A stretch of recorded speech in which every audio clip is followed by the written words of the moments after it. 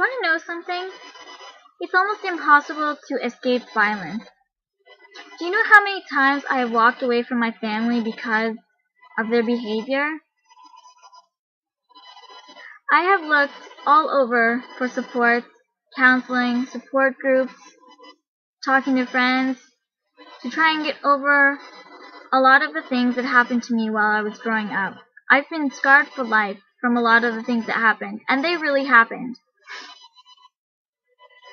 My sister, my older sister, has been watching, and, she's really pissed off that I am being truthful, that I'm being honest about what happened to me.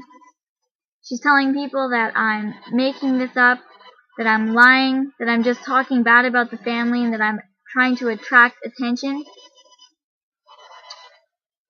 She put a message on Facebook. She's been just telling people stuff. She's posting something on Facebook. She threatened me twice.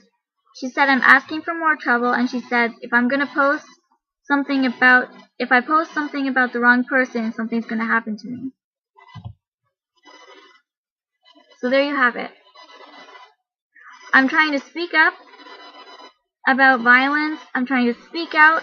I'm trying to reach out to other people, who have had the same problems with me. I'm trying to start something good and, start a support program, online, inviting women to come and share their stories. And, I haven't had anyone do that yet, and I'm already getting threats from my family who have been the main cause of my suffering. Now, I don't know what to do about that. I can't do anything about it.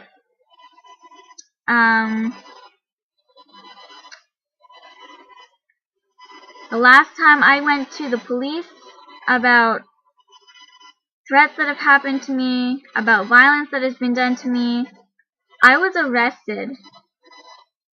I had handcuffs on me, and I got put in jail for 20 minutes and then sent to the hospital for a psychiatric evaluation. What is that? I'm a human being. I don't need that. What I needed was a counselor. I wanted to charge people. It's depressing, it really is.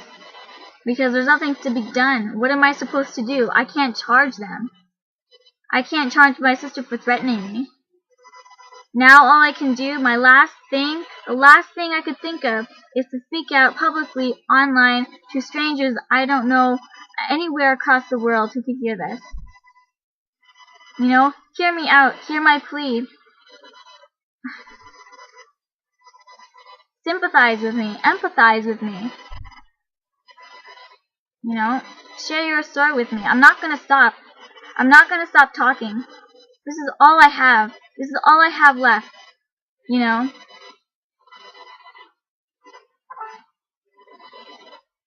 I don't know what to do. Me and my sister have been fighting, for the last few days about what is the truth, who's being honest. She can't believe, when there's instances when she hasn't been there and she hasn't seen what has happened to me, she says, that never happened to you. And you know what? That's a common occurrence. If something has happened to you, people don't believe you, and they cast you away. They say, oh, that never happened to you. How could that happen to you? Why would that person do that to you? What reason do they have to hurt you? No one has a reason to hurt you. You're lying. You're making it up. It would never happen. Why would a person make something up like that? It's horrid. Horrid. I don't get it.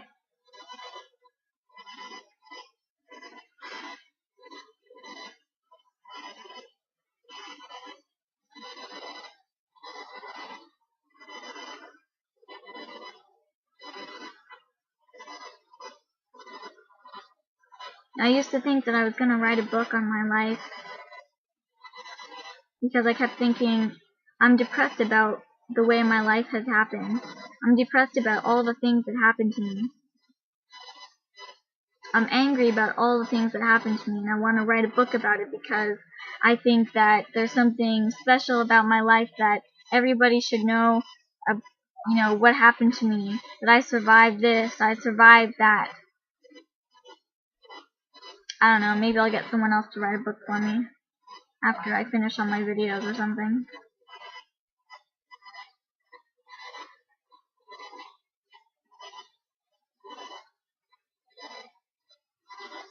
She expects me to believe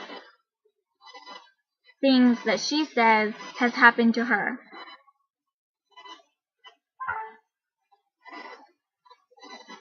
But she won't give me the same support. That's not fair. She's my sister. She's supposed to be on my side. She's supposed to take my side. If I say something happened to me, she should say, "Oh my God, I can't believe that happened. I'm here for you. I'm your sister. I care for you. I love you. That shouldn't have happened to you." Instead of, "That never happened to you. You're lying. You're being an attention-seeking bitch." That's what she's saying to me. I'm an attention-seeking bitch. That's horrible. That's horrible. Why would she say that? Why are you saying that to me?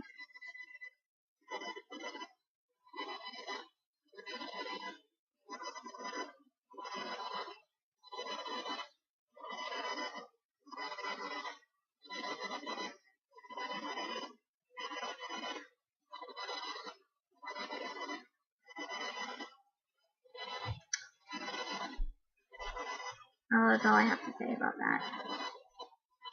Ranting.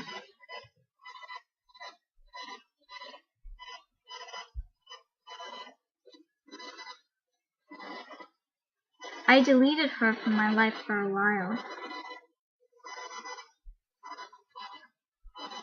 Now she's back in my life.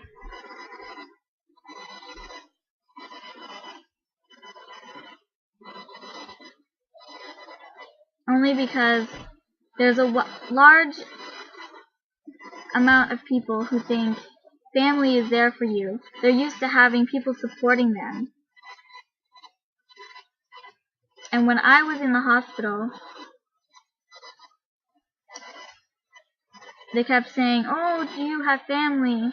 Do you have people to support you?" And I kept saying, "No, I don't have family. I don't have people to support me. Even if I did, I wouldn't want them to visit me. I don't want to talk to them. I don't like them. I didn't want anything to do with them because of the things that they've done, the things that they've said, and they don't get it. Like, you guys don't get it. Like, is any of this sinking into your brains that what you did hurt me? Is it sinking into your brains that you can't treat people like that and get away with it? That eventually someone is going to find out? That eventually I'm going to speak out about it? Whether it's to a friend, to a boyfriend, to a counselor, to a police officer, or to some stranger?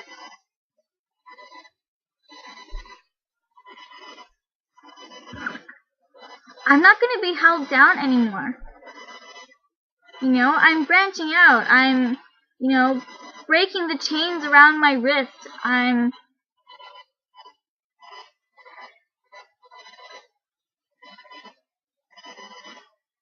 I've had it. I don't know, like, do I delete this person from my life again? Like,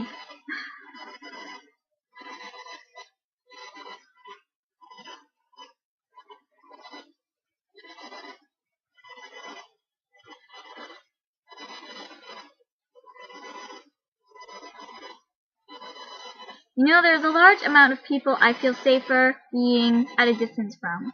Not having anything to do with them, not talking to them, but they keep trying to enter my life, and I always get sucked back into this whirlwind of relationships with them, whether it be a sister, a parent, a friend. I get sucked back in, and I just get hurt again. I get angry that I'm even talking to them, like I'm getting stressed out about this, and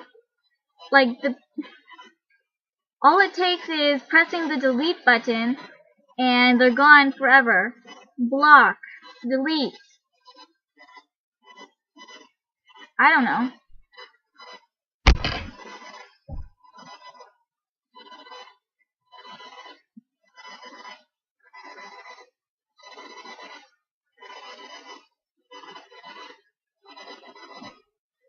I don't have anything better to do than to do this. I'm fresh out of the hospital. I was in the hospital for 4 months. I had a head injury in 2011 and I've been recovering for 2 years. I was forced to go on this medication, you know, a whole bunch of different kinds. They injected me with needles. I got really fat. I got, you know, disfigured. I didn't look like myself. I didn't feel like myself. I felt like I was retarded. Oh my god.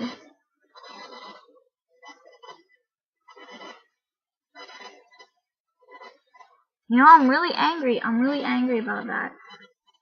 And I feel like, you know, it was all because this one person just wants me, you know, under their wing. They want to know where I am. They want to own me. They want a piece of me forever. And, because I mean, I ran away. I was in this house for 2 months after I was in the street for a few days, you know, when I was homeless. And I didn't want to be here. I was freaked out that there was weapons here. There was daggers and knives and there was a gun here. And, you know, he whipped it out one day and was showing it to me and put it to my head in my chest. You know, I don't know if he was joking or if he was serious. Later in the hospital, he asked me if I thought he was threatening me. I said no, but, you know, I started thinking about it and it started bothering me, and then I felt like maybe, was he trying to threaten me? Am I supposed to be scared of him? I'm scared of him now, you know? And, gosh, I don't know. Like, the people that did these things to me are obviously going to see my videos. They're obviously going to see everything that I said. They're going to hear everything that I said, and they're going to get more pissed off at me. So that makes me still a target for them. There's nothing I can do. I can't hide anywhere. I can't, you know, like, there's nowhere for me to go. I have, you know, little money. I get $1,000 a month.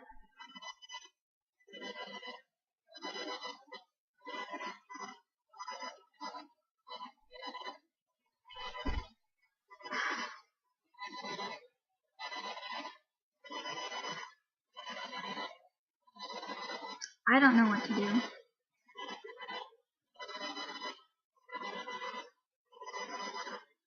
You know, I ran away from this house that I'm sitting in right now. I ran away from here twice. Twice I ran away from here. The first time I left with nothing. Okay, I started walking. It was really cold out. I didn't wear a jacket because, you know what, I was just going to go to the police station and report this guy for rape. Because he kept trying to get up on me. You know, I was recovering from a head injury and I was in a lot of pain. I didn't want to be touched. We weren't friends to begin with. I hated him at the time and I didn't want him near me, but I was homeless. I was sick. I was broken. I was, you know, I needed to live somewhere, and he offered me a place to stay, and I said, fine. After a million times of him asking me and me saying no, I said, fine, I'll live with you, whatever. I'm, like, dying anyways, so whatever. I'm thankful, whatever. God's protecting me. But I left, and I didn't bring anything with me, and I was going to go to the police station. That's where I was going. He followed me with my stuff, and I saw him at the corner. I wound up coming back here. I didn't go to the police, and I don't know. And he even said I could leave, but then he came back and he was like, I don't know. Then I came back here, and then another time, the second time that I left, you know, I was really frantic, and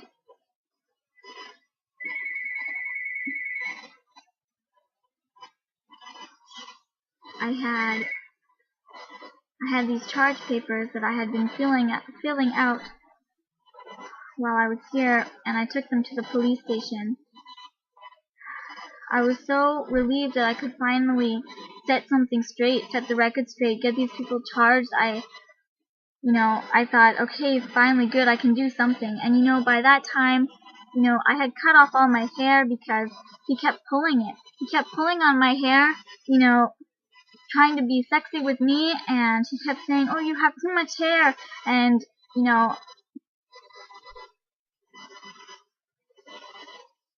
I was ruined. I was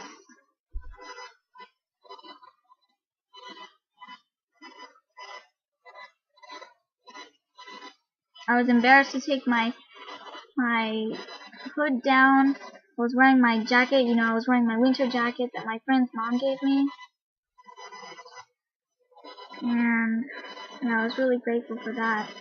I spent one night at my best friend's house when I was homeless, and I had a meal, I had something to eat. Mom gave me a belt for my pants and gave me a jacket. Talked to some support counselors, and they visited me when I was in the hospital. I was so lucky, honestly. But it was really hard being in the hospital.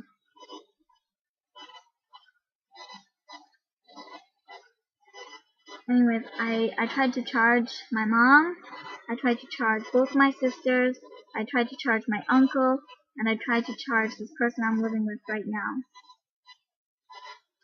The judge told me after his deliberation, after he thought about it, he said, I cannot, go ahead with these charges. There's not enough evidence to prove anything. This is just your word right now. We don't have physical evidence of anything. We don't have any witnesses to prove that these things are true. So I'm sorry, we can't do anything about it. And that just hit me like a ton of bricks. I felt like I was falling, and I was never gonna hit the ground. I stood there. The Justice of the Peace asked me to leave, and I didn't say anything. I stood there, and without me saying anything else, he said, fine, then I'm going to leave. He came back into the room with 2 police officers, and they told me that I was under arrest. I couldn't believe it. I thought, why am I under arrest? They told me I could press charges. They gave me these sheets so that I could fill them out and press charges. And, I partly didn't want to leave the room because the person who I'm living with right now, he was there at the building following me around, and I didn't want to leave the room because I'm like, what the hell? Why is he following me here? Like, seriously. And, like, they should be arresting him, not me, charging him. Like, I didn't do anything wrong. He did all these things to me. He harassed me. He followed me around. He put a gun to my head. That's illegal. It doesn't matter if you're joking, if you're not joking. Putting a gun to somebody's head and, asking them where they want it, that's illegal in Canada. You can't do that.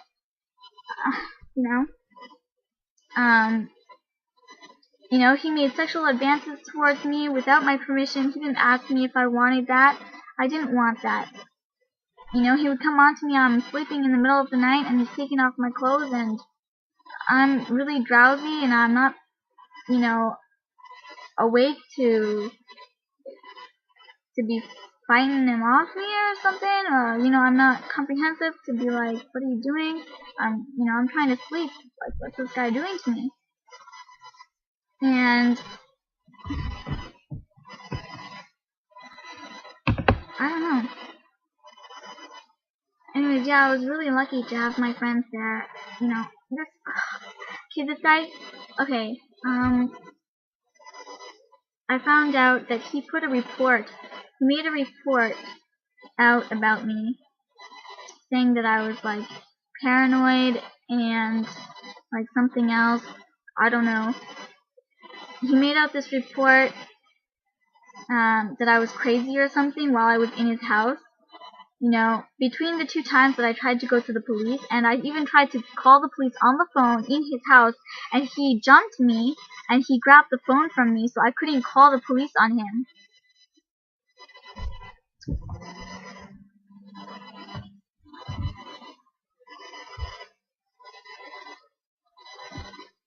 I think he went to the police and to the hospital before to make a report, so that if I ever went to the police to report him, that I would get arrested or something under the Mental Health Act as a runaway, crazy person with a mental health issue, and I would get returned to him as his property, and that's what happened. I was returned to him as his property. They told him that I was at the hospital, that I was at Grand River Hospital, that I had been arrested and taken to the mental health facility, and that they were treating me for the mental health issues.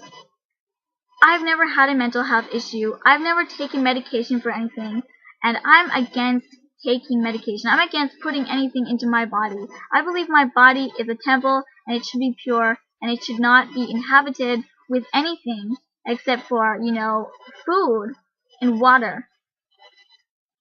I was really terrified. They came, a whole bunch of doctors came into my room with like 4 different types of needles. They shoved them into my back, and they hurt a lot. Like, I screamed into my pillow. It hurt so much. It made me retarded. I could barely talk. I couldn't eat. I could barely stand and walk around. I was in, my head was hurting from my head injury, and they wouldn't listen to me. I kept telling them, I had a head injury 2 years ago. I'm experiencing pain from it. Can you please help me with that? I was homeless, and I was in the rain for days, and I got trench foot. I need help with my feet. I can barely walk. They hurt. I need new shoes. I have no money. Please help me. They wouldn't listen to me. It took forever for them to listen to me and to believe me that, what I was saying was true. What this other person was doing to me was wrong,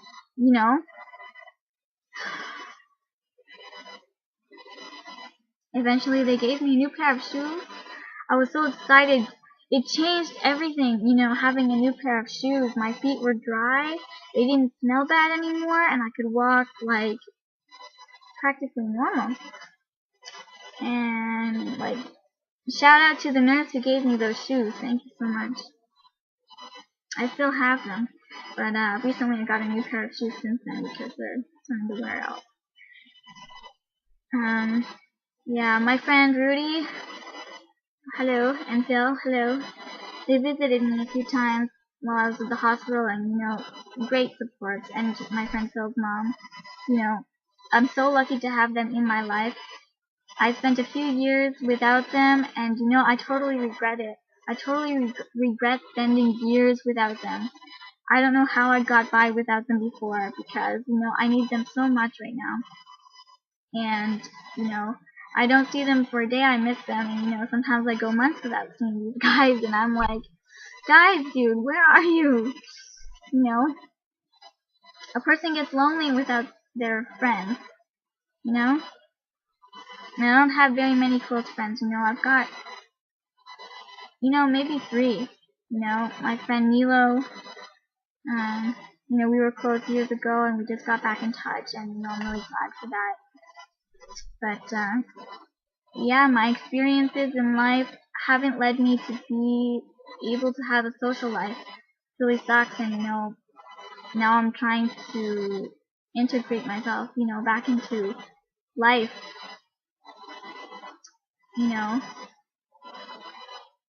I was in a relationship before where, I wasn't allowed to have friends, and that really took a toll on my person. I missed a lot of people, and I was really alone. And, I wish people would understand that, because some people, they just say it's my fault, and they blame me, and they say, you pushed us away. Why did you do that? We haven't seen you in forever. What happened to you? We thought you disappeared somewhere. And, I feel bad. I feel guilty for that, but, it wasn't totally my fault. I allowed it to happen, but, there are reasons behind that. And, I just don't want to be totally blamed for that,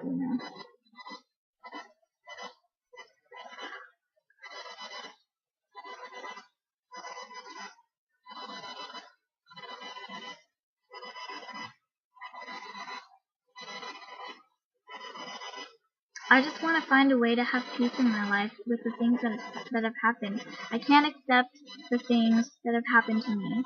The negative things that have happened to me, I can't forget about them, and I can't get over them. I don't know how to make peace with it. The only thing I've made peace with is the fact that it did happen. These things did happen to me, and they hurt me, and I'm angry about it. I'm angry and I'm bitter. I've tried, I've gone back and forth with my forgiveness. I know that, people don't have to forgive, that's up to God. You give your things, you put them in a backpack or in a suitcase, and you give it to God to forgive. You give it to God. But, we have to forgive too, so that we can get on with our lives. But it's hard. It's really hard.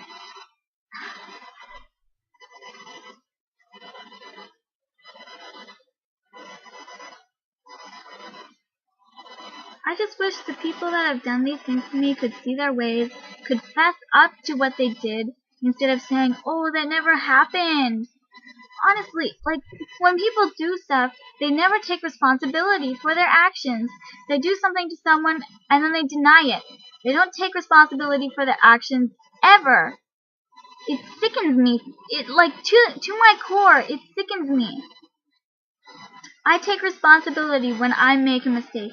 When I mess up in life, I take responsibility. I feel bad about what I did. I have remorse for it because I have morals, and I'm a Christian. I'm religious. I have a belief system, and I'm a good person. But, some people are just nasty. They're evil and they're nasty. They don't care about what they did. They don't care that they hurt someone. They deny it so that they don't get in trouble for it, and they make the victim look like an idiot. They make the victim look like, some monster that's come out of the mud, and, I don't know. But this is why I want an online support group. It's not just for other people, but, it's for myself. Because I haven't had a chance to talk about this with people my legs are getting cramped. When I went to a support group before, I wasn't ready to talk about this. I was really shy, and I was really quiet, and I was scared to talk about it with anyone. Even when I was seeing my counselor, I fumbled over myself, and I couldn't talk about it. I talked about, daisies and butterflies, and what my boyfriend did this day. Where I went today, and how much fun it was, and I had an argument with my boyfriend, but it wasn't that bad, and, simple things. I didn't talk about, violent things. I didn't talk about, people doing things to me. I didn't talk about how it made me feel. I didn't talk about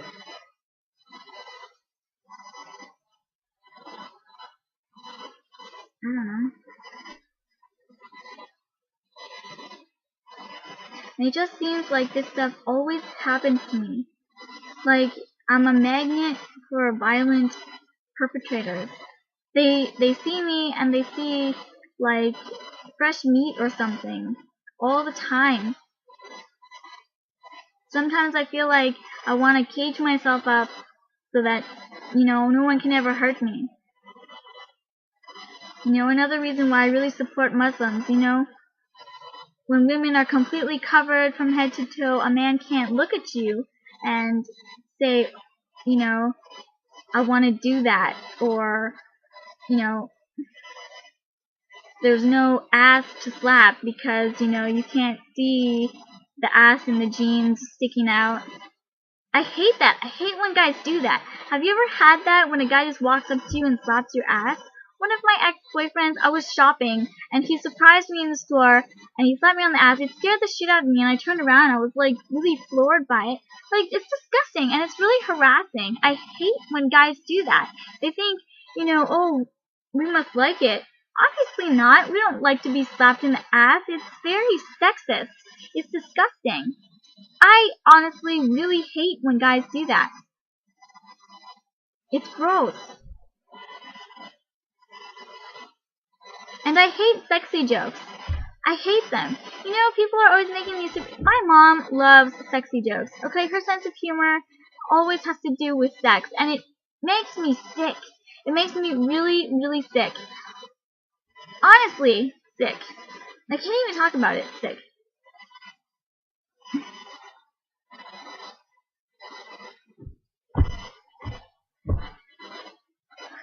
Well, later I'm probably going to make a ranting video about grammar, but it doesn't really match this video, so I won't say anything.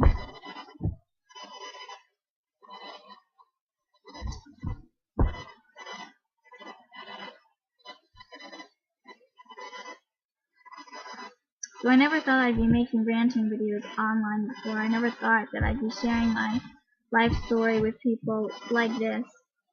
Thought maybe I would, be a writer and, be a famous author for writing my story, but I guess I'm just gonna be a YouTube girl.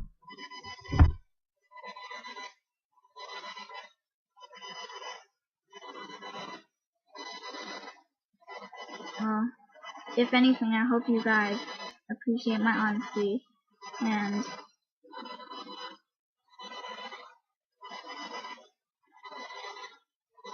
I hope you believe what I say. I hope you believe that these things that I say happen to me. It breaks my heart when my sister doesn't believe me. I feel like I can't find solace. I can't find support. I want so bad for her to support me. I want so bad for her to be like my best friend, for her to say like,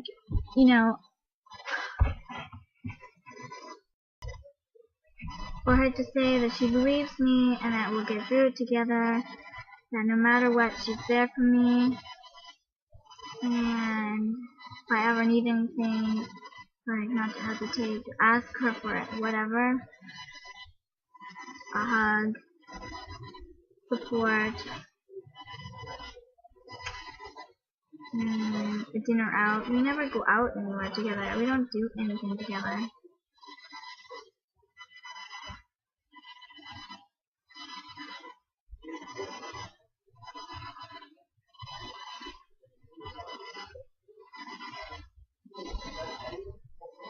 So I don't know.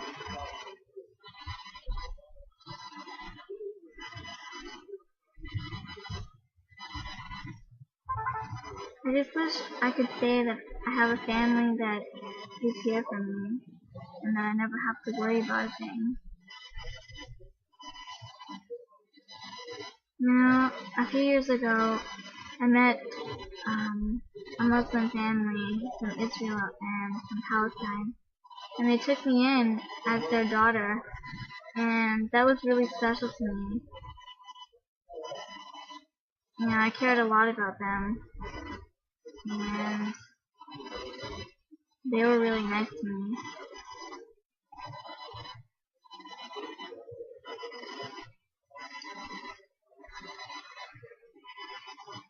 I told them that I was an orphan because I was really embarrassed about my family, and I didn't want to, I hadn't spoken to my family in a while, and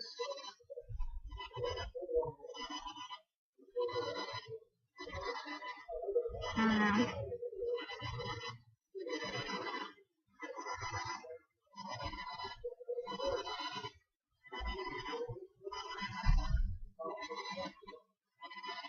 I'm still connected with my family, but I'm embarrassed to let people meet them because they're so out there. I don't know. I'm like the black sheep in the family.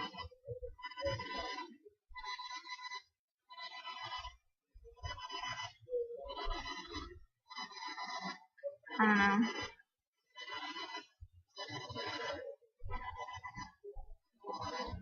I just think that we care about different things, that our lives are on different wavelengths. We're going down different paths.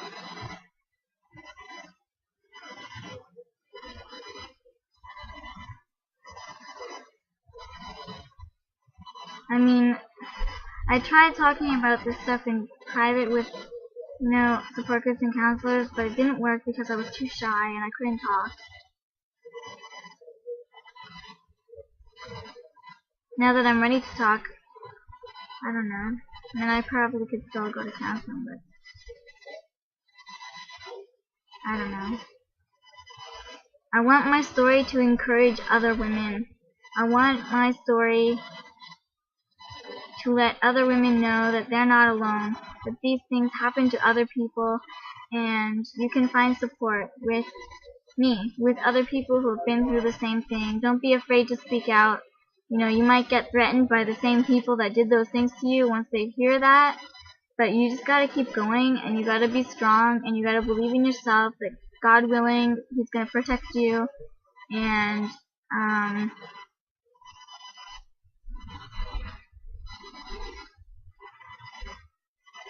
I don't know. God bless everyone. Thanks for listening.